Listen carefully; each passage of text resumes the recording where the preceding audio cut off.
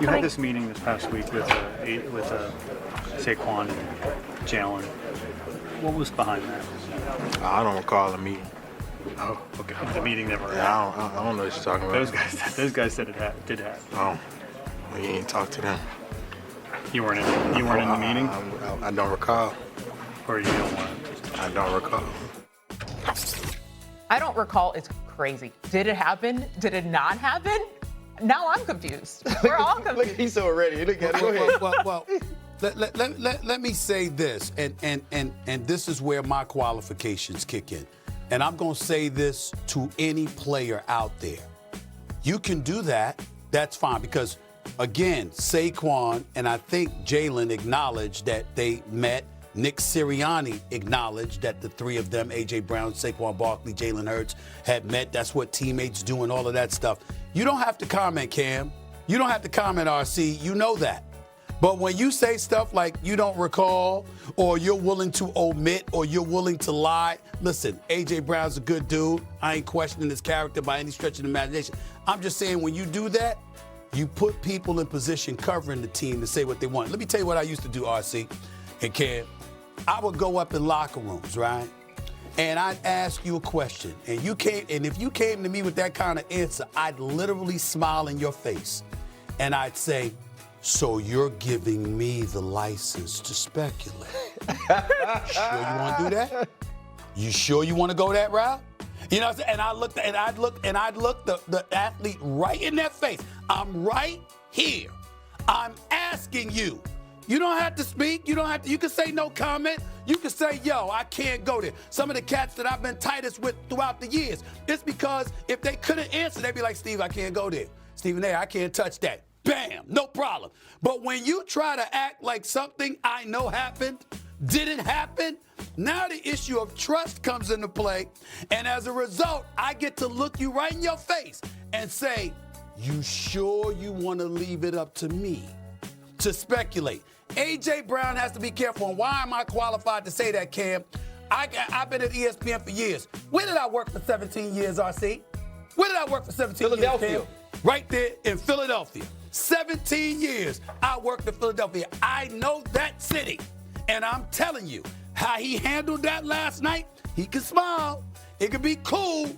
But at a pivotal moment where he needs accuracy, and he needs trust, and he needs his words to be believed, he's going to run into a problem because of a moment like that. Floor's y'all's. Yeah, see, I guess I don't get what you think is going to come from answering that way. When you obviously know when the reporters come to you or the media comes to you and says and to ask you about a meeting that you know you had, it's because they already know you had it. Right? If your old lady walking up to you with your phone and she asks you, why is you texting old girl? She already know you texted her. You can't say I don't recall then. You gotta give an answer.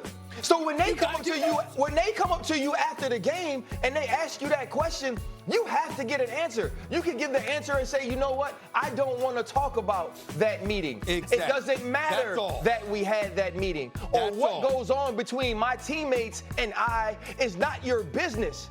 But to say I don't recall something that happened that week, whether it didn't or it did happen, is now you playing in the face of the media.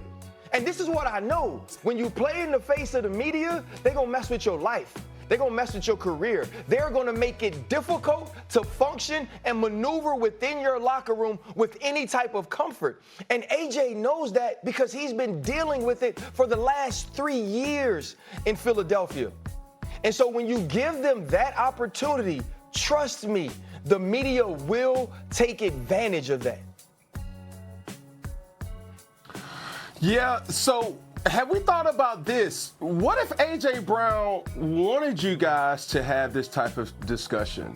What if A.J. Brown has said, hey, I want to go on another peaceful protest? What if A.J. Brown has made it abundantly clear that he is not happy as a Philadelphia Eagle as of late?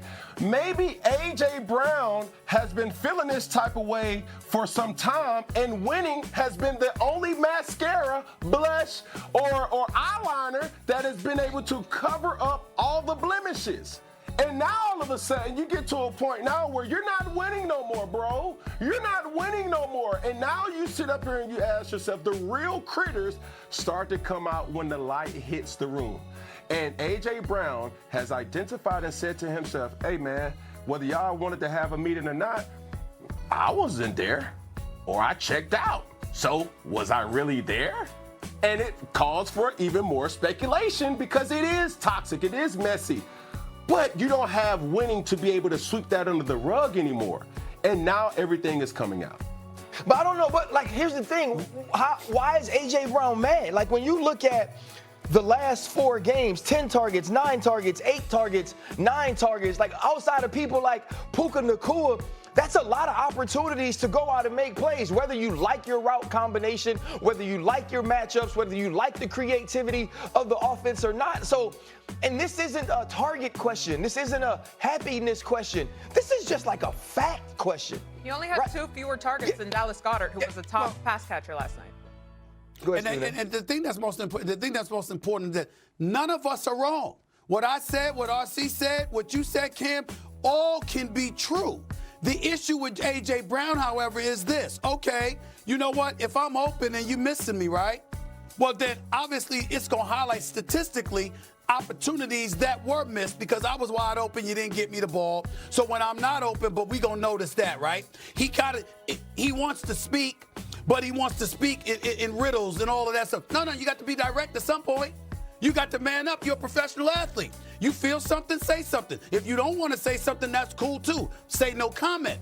But when you do what he did, all I'm saying is you're inviting folks to speculate. And in the end, he'll end up getting burned because he didn't come out and make sure his position was cleared. Stephen, I have a question for you. Was clear. At some point in time, somebody's got to do that so you can find out what the hell's going on with the Eagles and fix it. Stephen A., how much of this could be similar to what Shedeur Sanders did when he was getting so much criticism from the media and he pantomimed, right? And so now A.J. Brown, who has been getting a ton of criticism from the media as well, what if this is his way to say, I don't recall, and kind of do the same thing as if I'm not going to give you anything to talk about?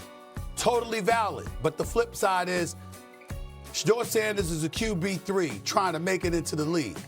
A.J. Brown is an all-world receiver who's a Super Bowl champion.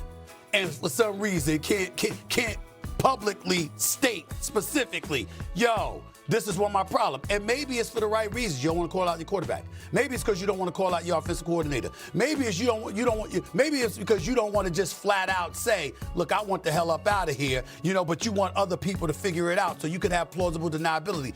All of those things are relevant. All I'm trying to say is that a Cam and RC, who are obviously former players, y'all are still connected big time to them. You're going to be, and I don't say this in a negative way, you're going to be protective of the culture. If they're right, you're going to come to their defense. If they're wrong, you're going to be honest and call them out. I appreciate that from y'all. But the flip side is that it's easy to blame the media, when in fact you're not taking into account the level of culpability you as a player have because you left it up to their interpretation instead of owning it yourself. And you got to remember, anybody in the media worth their salt has sources all over the place. I assure you, Philadelphia beat writers, there are an abundance of people that are whispering in their ears. They know what the hell is up. And A.J. Brown has to figure out how to handle it for his own, I don't want to say survival, but just his own peace of mind. He's got to figure it out. MJ, I heard you say something in regards to statistics backing, him being targeted, but I would like to kind of use the analogy of those targets being empty calories. When you have a lot of targets, but you don't have nothing more than